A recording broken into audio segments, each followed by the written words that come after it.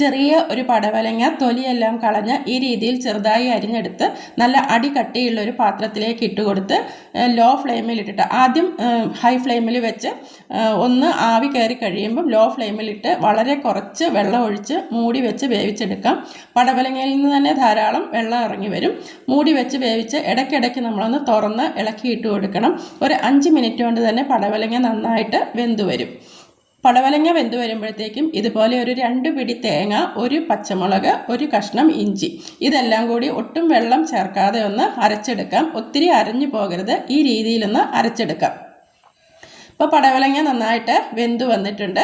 ഇനി നമുക്ക് അരച്ച് റെഡിയാക്കി വെച്ചിരിക്കുന്ന തേങ്ങ ഇട്ട് കൊടുക്കാം. ഈ അരപ്പിട്ട് കൊടുത്തിട്ട് വീണ്ടും എല്ലാം കൂടി നന്നായിട്ടൊന്ന് ഇളക്കി യോജിപ്പിച്ച് മൂടി വെച്ച് ഒരാവി വരുന്നത് വരെ മൂടി വെച്ച് ഒന്നും കൂടി ഒന്ന് ലോ ഫ്ലെയിമിലിട്ടിട്ടൊന്ന് ഒരു മിനിറ്റ് കൂടി ഒന്ന് മൂടി വെച്ച് വേവിച്ചെടുക്കാം. ധാരാളം ആവിയൊക്കെ വന്ന് ഈ നമ്മളിട്ട് കൊടുത്ത അരപ്പും ഒന്ന് വെന്ത് വന്നിട്ടുണ്ട്.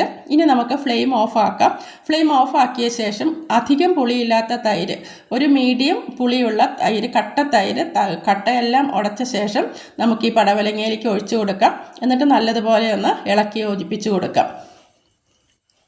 ആവശ്യത്തിനുള്ള ഉപ്പും കൂടി ചേർത്ത് കൊടുക്കാം. അപ്പം നമ്മുടെ കറി ഏകദേശം റെഡിയായി കഴിഞ്ഞു. ഇനി നമുക്കിതിലേക്ക് ഉള്ളി താളിച്ചൊഴിക്കണം.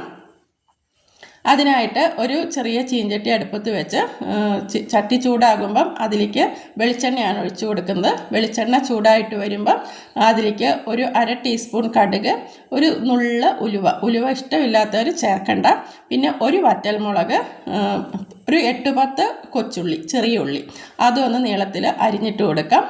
കുറച്ച് കറിവേപ്പിൻ്റെ ഇല, ഇതെല്ലാം കൂടി ഇട്ടിട്ട് നന്നായിട്ടൊന്ന് മൂപ്പിച്ചെടുത്ത് കറിയിലേക്ക് ഒഴിച്ചു കൊടുക്കാം. ഇത്രയേ ഉള്ളൂ. നമ്മുടെ നല്ല രുചിയുള്ള പടവലങ്ങ കൊണ്ടുള്ള കറി റെഡിയായി കഴിഞ്ഞു.